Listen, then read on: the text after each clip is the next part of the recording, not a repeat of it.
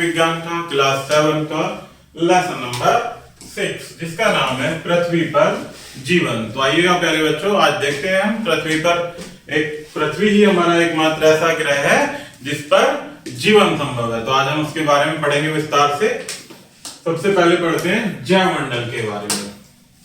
आप पढ़ चुके हैं कि जैवमंडल एक ऐसा क्षेत्र है जो स्थल मंडल, जल मंडल तथा वायुमंडल के मध्य संकरा क्षेत्र है। इस मंडल पर जीवों का जन्म तथा पालन पोषण होता है। विभिन्न प्रकार के जीव स्थल तथा जल में पाए जाते हैं। ऐसा माना जाता है कि वह सर्वप्रथम वनस्पति महासागरों में उत्पन्न हुई।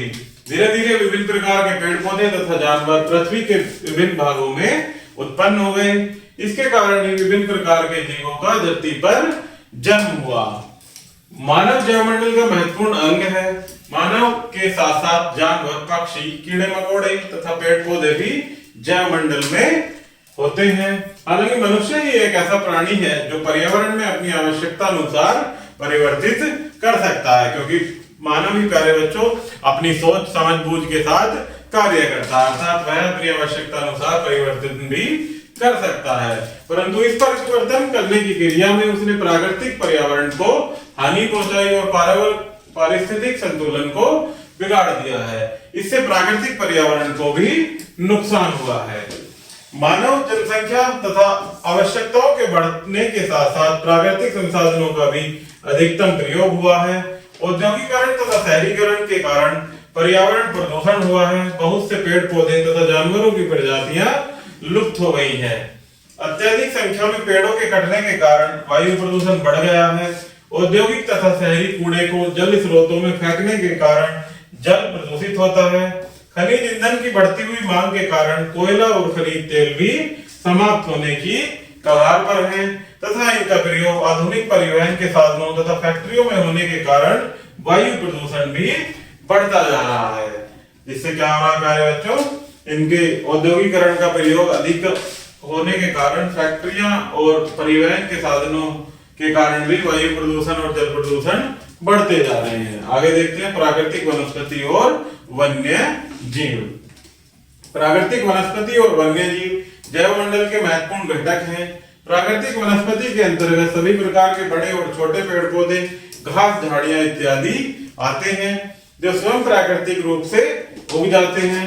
सभी प्रकार के जंगली जीव, पक्षी तथा कीट इत्यादि प्रत्यक्ष तथा परोक्ष रूप से पेड़ पौधों से अपना भोजन ग्रहण करते हैं, जबकि पौधे अपना भोजन प्रकाश संश्लेषण की प्रक्रिया द्वारा और सौर ऊर्जा की सहायता से उत्पन्न करते हैं।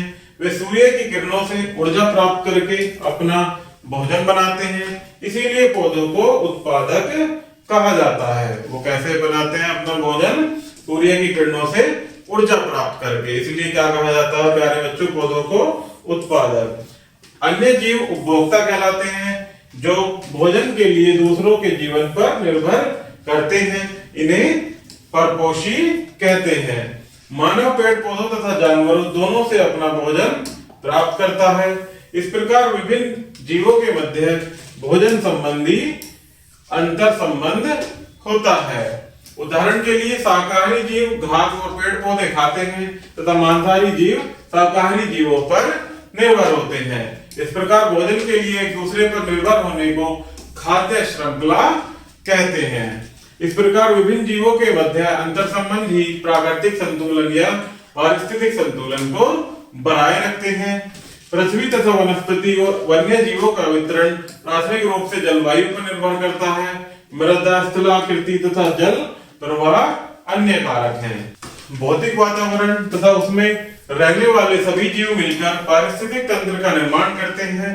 दूसरे शब्दों में पारिस्थितिक तंत्र वनस्पति जगत, प्राणी जगत और भौतिक वातावरण जिसमें वे रहते हैं, तीनों को मिलाकर बनता है। मानव पारिस्थितिक तंत्र का मुख्य अंग है। वनस्पति जगत में जंगल, घास के मैदान, कटी हुई झाड़ियां और टुंड्रा वनस्पति इत्यादि आते हैं। जंगल अधिकतर वहीं उगते हैं जहां जल की पर्याप्त व्यवस्था होती है, अर्थात बिना जल के पौधों का जीवन भी असंभव होता है। कम वर्षा वाले क्षेत्रों में घास के मैदान पाए जाते हैं। टुंड्रा वनस्पति केवल ठंडे प्रदेशों या ध्रुवीय प्रदेशों या ऊंची पहाड़ी क्षेत्रों में पाई जाती हैं। आगे देखते हैं प्यारे बच्चों, वन। वन मुख्यतः दो प्रकार के होते हैं, सदाबहार वन और पतझड़ वाले वन। तो पहले देखते हैं सदाबहार वन। ये वन अधिक वर्षा वाले उष्णकटिबंधीय क्षेत्रों, विशेषकर भूमध्य रेखा के समीप वाले क्षेत्रों में पाए जाते हैं। ये वन मुख्य रूप से अमेजन नदी की घाटी यानी दक्षिण अमेरिका और जायरे की घाटी अफ्रीका में पाए जाते हैं। भारत में ये वन पश्चिमी तट तथा अंडमान निकोबार और लक्षद्वीप समूह में पाए जाते हैं। इन वनों में वृक्ष 60 मीटर तथा इससे अधिक ऊंचाई के होते हैं। ये वृक्ष बहुत घने होते हैं क्योंकि इनमें विभिन्न प्रकार की वनस्पति पाई जाती है। इन वृक्षों में पतझड़ का कोई निश्चित समय नहीं होता, इसलिए ये वन हमेशा हरे दिखाई देते हैं। इनमें कठोर लकड़ी वाले वृक्ष जैसे महागोनी, एबोनी, रोजवुड इत्यादि प्रमुख है। इन वनों को उष्णकटिबंधीय चौड़ी पत्ती वाले सदाबहार वन तथा उष्णकटिबंधीय आर्द्र वन भी कहते हैं। ये कैसे होते हैं? चौड़ी पत्ती वाले उष्णकटिबंधीय वन। नेक्स्ट देखते हैं प्यारे बच्चों, पतझड़ वाले वन। इस प्रकार के वन संसार के अधिकांश भागों में पाए जाते हैं। इस प्रकार के वनों में वृक्ष मध्यम ऊंचाई के होते हैं तथा शुष्क ग्रीष्म ऋतु में ये वृक्ष अपनी पत्तियां गिरा देते हैं, जबकि सदाबहार वन में क्या होता है कि उनके पत्तों को गिराने का कोई निश्चित समय नहीं होता। ये वन उष्णकटिबंधीय क्षेत्रों में तथा मानसूनी क्षेत्रों में पाए जाते हैं। इन्हें मानसूनी वन भी कहा जाता है। मानसूनी क्षेत्रों में पाए जाने के कारण इन्हें क्या कहा जाता है? मानसूनी वन। भारत में इस प्रकार के वन उत्तर पूर्वी राज्यों, हिमालय की निचली पहाड़ियों, झारखंड, पश्चिम उड़ीसा, छत्तीसगढ़ तथा पश्चिमी तट के पूर्वी भागों पर पाए जाते हैं और शुष्क पतझड़ वाले प्रायद्वीपीय पठारों और बिहार के मैदानी क्षेत्रों तथा उत्तर प्रदेश में पाए जाते हैं। इन वनों में वृक्ष मुख्य प्रजातियां हैं टीक, शीशम, साल, चंदन, सागवान इत्यादि क्या है? पतझड़ वाले वन। ये वन निर्माण क्रिया के लिए उपयुक्त लकड़ी प्रदान करते हैं। यानी आपने देखा होगा प्यारे बच्चों, जब हम अपना घर बनाते हैं तो जो बढ़ई होते हैं वो क्या बताते हैं कि शीशम या सागौन की लकड़ी का विशेषकर वो प्रयोग करते हैं, जो कि हमारे फर्नीचर के लिए अत्यधिक उपयोगी होती है। आगे देखते हैं प्यारे बच्चों, घास के मैदान। घास छोटी जड़ों वाली प्राकृतिक वनस्पति है जो विभिन्न जलवायु में उग सकती है। घास के मैदान उष्णकटिबंधीय तथा शीतोष्णकटिबंधीय दोनों क्षेत्रों में पाए जाते हैं। अफ्रीका के उष्णकटिबंधीय घास के मैदान को सवाना कहते हैं। सवाना घास के मैदान कहाँ पाए जाते हैं प्यारे बच्चों? अफ्रीका में। जबकि दक्षिण अमेरिका के घास के मैदानों को लानोज कहते हैं और कैम्पोज कहते हैं। अमेरिका के घास के मैदानों को लानोज और कैम्पोज कहा जाता है, जबकि अफ्रीका के मैदानों को सवाना, घास के मैदान सवाना कहलाते हैं। शीतोष्णकटिबंधीय घास के मैदान विभिन्न महाद्वीपों में भिन्न भिन्न नामों से पुकारे जाते हैं। उत्तरी अमेरिका में प्रेरी, दक्षिण अमेरिका में पंपाज, अफ्रीका में वेल्ड, यूरेशिया में स्टेपी तथा ऑस्ट्रेलिया में इन्हें डाउन्स कहा जाता है। अर्थात प्रत्येक स्थान पर इन्हें अलग अलग नाम से पुकारा जाता है। शीतोष्ण कटिबंधीय घास के विशाल मैदानों को गेहूं की फसल बोने के लिए साफ किया जाता है। आगे देखते हैं प्यारे बच्चों, कटीली झाड़ियां। शुष्क तथा अर्ध शुष्क क्षेत्रों की प्रकृति। वनस्पति में कटीली झाड़ियां और पौधे आते हैं। कम वर्षा के कारण कुछ क्षेत्रों में वनस्पति बिल्कुल नहीं उगती। इन क्षेत्रों में नागफनी, बबूल, कीकर आदि के वृक्ष उग जाते हैं। कैक्टस भी यहाँ का एक महत्वपूर्ण पौधा है। आप ये देख सकते हैं प्यारे बच्चों, कटीली झाड़ियां जो कि कैक्टस के वृक्ष हैं। इन वृक्षों की जड़ें सामान्यतः बड़ी तथा अत्यधिक गहरी होती हैं एवं मोटी होती हैं, जिससे धरती के नीचे अधिक गहराई तक जाकर पानी ग्रहण कर सके। पत्तियां साधारणतः छोटी होती हैं, जिससे वाष्पोत्सर्जन कम होता है।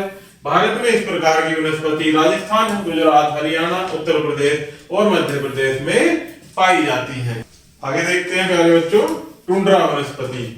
टुंड्रा वनस्पति यूरोप, एशिया तथा उत्तरी अमेरिका के उत्तरी भागों में पाई जाती है। इन क्षेत्रों में बहुत ठंडी जलवायु पाई जाती है। तापमान अधिकतर शून्य से भी कम होता है। सिर्फ कुछ अवधि के लिए ग्रीष्म ऋतु होती है।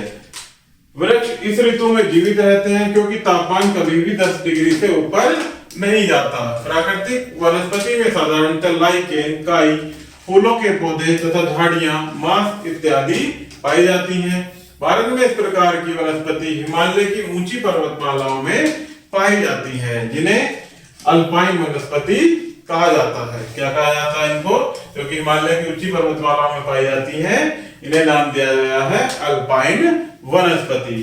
आगे देखते हैं प्यारे बच्चों, वन्य जीवन। जलवायु तथा प्राकृतिक वनस्पति की भिन्नता के कारण संसार के विभिन्न भागों में विभिन्न प्रकार के वन्य जीव पाए जाते हैं। आर्द्र और उष्ण जलवायु में अनेक प्रकार के जानवर, पक्षी और कीड़े मकोड़े पाए जाते हैं। इनमें से कुछ जानवर हैं जैसे हाथी, चीता, शेर, लंगूर, बंदर, हिरन, चीतल, सिंह, जंगली भैंस इत्यादि। जैबरा, चीता, लोमड़ी और खरगोश इत्यादि ज्यादातर खुले घास के मैदान में पाए जाते हैं, जहां उन्हें घूमने के लिए खुला स्थान मिल सके। आगे देखते हैं प्यारे बच्चों कि ठंडे टुंड्रा क्षेत्रों में फर यानी बाल वाले जानवर, जिनके शरीर पर अत्यधिक बाल पाए जाते हैं, जैसे भालू, लोमड़ी, रेंडियर, बर्फीले तेंदुए और कस्तूरी बैल इत्यादि पाए जाते हैं। कहां पर? ठंडे क्षेत्रों में। भारत में वन्य जीव। प्राकृतिक वनस्पति में भिन्नता होने के कारण भारत में विभिन्न प्रकार के वन्य प्राणी पाए जाते हैं। भारतीय वनों में विभिन्न प्रकार के जंगली जानवर और पक्षी पाए जाते हैं। यहाँ 89,000 से अधिक जानवरों की विभिन्न प्रजातियां पाई जाती हैं। इनके अतिरिक्त हमारे देश में 1200 से अधिक पक्षियों की और 2500 मछलियों की प्रजातियां पाई जाती हैं। हाथी असम के उष्ण तथा आर्द्र वनों में तथा कर्नाटक और केरल में भी पाए जाते हैं। एक सींग वाले गैंडे असम और पश्चिम बंगाल के दलदल वाले क्षेत्रों में पाए जाते हैं। भारतीय शेर का प्राकृतिक निवास गुजरात के गिर वनों में है। बाघ मध्य प्रदेश के जंगलों, पश्चिम बंगाल के सुंदरवन, हिमालय के क्षेत्रों में पाया जाता है। कच्छ की खाड़ी तथा थार मरुस्थल में भी गधे पाए जाते हैं। कच्छ कहां पर है प्यारे बच्चों? गुजरात में। बड़ी संख्या में हिरन, तेंदुए, बंदर, लंगूर, लोमड़ी, गीदड़ आदि भी भारत में पाए जाते हैं। याक, भालू, जंगली भेड़, बर्फीले तेंदुए इत्यादि हिमालय के ठंडे क्षेत्रों में पाए जाते हैं। क्यों? क्योंकि इनके शरीर पर प्यारे बच्चों अत्यधिक बाल होते हैं, जिन्हें फर भी कहते हैं, अभी हमने पढ़ा, जो कि ये कहां पाए जाते हैं? ठंडे क्षेत्रों में, अर्थात हिमालय के ठंडे क्षेत्रों में। आगे देखते हैं प्यारे बच्चों, जैव आरक्षण। वनस्पति तथा वन्य जीवों के अत्यधिक उपयोग के कारण हमारा पारिस्थितिक तंत्र अनियंत्रित हो गया है। बड़ी संख्या में प्राकृतिक वनस्पति और वन्य जीव लुप्त हो गए हैं और कुछ अन्य लुप्त होने की कगार पर हैं। इन जीव प्रजातियों के संरक्षण के लिए विशेष प्रयास किए गए हैं। समय समय पर जानवरों तथा पेड़ पौधों की गणना की जाती है, जिससे उनकी वर्तमान स्थिति ज्ञात किया जा सके। बाघ तथा गैंडा जैसी प्रजातियों के संरक्षण के लिए योजनाएं शुरू की गई हैं। जैव आरक्षित क्षेत्र की पक्षी संरक्षण क्षेत्र, राष्ट्रीय उद्यान इत्यादि भारत के विभिन्न भागों में स्थापित किए गए हैं। कुछ ऐसी प्रजातियां हैं प्यारे बच्चों पशु पक्षियों की हमारे देश में जो पूर्ण रूप से खत्म हो गई हैं, इसलिए उनके संरक्षण के लिए भी कुछ न कुछ सरकार द्वारा प्रयास किए जाते रहते हैं और योजनाएं चलाई जा रही हैं। वन्य जीवों को सुरक्षित रखने के जैव आरक्षित क्षेत्र बनाए जा रहे हैं। इन क्षेत्रों के बहुत से लाभ हैं। यहाँ पर प्राकृतिक वनस्पति तथा वन्य प्राणी प्राकृतिक वातावरण में विकास कर सकते हैं तथा प्राकृतिक सुंदरता भी बनी रहती है। कुछ मुख्य जैव संरक्षण क्षेत्र हैं जैसे नीलगिरी, नंदा देवी, नोकरैक, मनस, सुंदरवन, मन्ना की खाड़ी, सिमिलीपल, देहांग, देबांग और खैवेनचेंगा इत्यादि क्या है ये मुख्य जैव संरक्षण क्षेत्र। कार्बेट नेशनल पार्क जो कि उत्तराखंड में पड़ता है और काजीरंगा वन्य जीव संरक्षण क्षेत्र जो कि कहां पर है? असम में प्रसिद्ध है। काजीरंगा एक सींग के गैंडे के लिए प्रसिद्ध है। एक सींग के गैंडे के लिए कौन सी जगह प्रसिद्ध है? काजीरंगा, जो कि कहां पर है? असम में। हम सभी को अपने जीवन निर्वाह करने के लिए पारिस्थितिकी तंत्र के महत्व को समझना चाहिए। प्राकृतिक पर्यावरण को विनाश से बचाने के लिए प्रयत्न करने की आवश्यकता है। इसमें आगे कुछ मुख्य बिंदु दिए हुए हैं प्यारे बच्चों, जिनको हम वन बाय वन पढ़ेंगे और आप इनको याद भी रखेंगे। पृथ्वी की सतह जहां पेड़ पौधे, प्राणी तथा वन्य जीव रहते हैं उसे क्या कहते हैं? जैव मंडल। पारिस्थितिक संतुलन अनियंत्रित हो गया है और मांग के बढ़ने से प्राकृतिक स्रोतों का प्रयोग अत्यधिक होता है। प्राकृतिक वनस्पति के अंतर्गत स्वयं उगने वाले विभिन्न प्रकार के पेड़ पौधे आते हैं। इसमें जंगल, घास, कटीली झाड़ियां और टुंड्रा वनस्पति आती है। जंगल मुख्यतः दो प्रकार के होते हैं, सदाबहार वन और पतझड़ वन। सदाबहार वन उष्णकटिबंधीय क्षेत्र विशेषकर भूमध्य रेखीय क्षेत्रों में तथा पतझड़ वाले उष्ण तथा शीतोष्ण कटिबंधीय क्षेत्रों में पाए जाते हैं। ये सदा हरे नहीं रहते क्योंकि ये वृक्ष ग्रीष्म ऋतु में अपनी पत्तियां गिरा देते हैं। कटीली झाड़ियां शुष्क तथा अर्धशुष्क क्षेत्रों में पाई जाती हैं। नेक्स्ट है अत्यधिक ठंडे क्षेत्रों तथा ध्रुवीय प्रदेशों में और उच्च पहाड़ी क्षेत्रों में टुंड्रा वनस्पति पाई जाती है। इसमें मुख्यतः काई और लाइकेन पाई जाती है। संसार में जलवायु और वनस्पति में भिन्नता के कारण भिन्न भिन्न प्रकार के वन्यजीव और वनस्पति पाई जाती हैं। भारत में जलवायु और प्राकृतिक वनस्पति की भिन्नता के कारण विभिन्न प्रकार के वन्यजीव पाए जाते हैं। तो नेक्स्ट पॉइंट है प्यारे बच्चों कि वनस्पति तथा वन्यजीवों के अत्यधिक उपयोग के कारण हमारे पारिस्थितिक तंत्र को हानि पहुंची है। जैव संपदा के संरक्षण के लिए बहुत से वन्यजीव संरक्षण क्षेत्र, वन्य संरक्षण क्षेत्र और राष्ट्रीय उद्यान भारत के विभिन्न स्थानों में बनाए गए हैं। तो इस प्रकार से प्यारे बच्चों हमारा ये लेसन यही समाप्त होता है। आशा करता हूं कि आपको यह वीडियो जरूर पसंद आई होगी। धन्यवाद।